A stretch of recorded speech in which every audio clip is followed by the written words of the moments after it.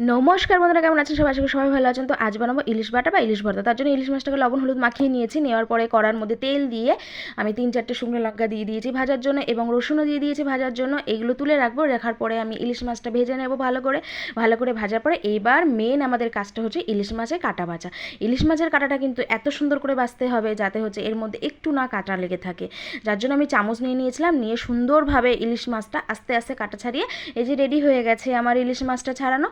তো তারপরে একটা বাটিতে লবণ নিয়েছিলাম। লবণ নেওয়ার পরে শুকনো লঙ্কা আর যে ভাজা রসুনটা ছিল সেটা দিয়ে ভালো করে মাখিয়ে নিয়ে মাছটা দিয়ে দিলাম।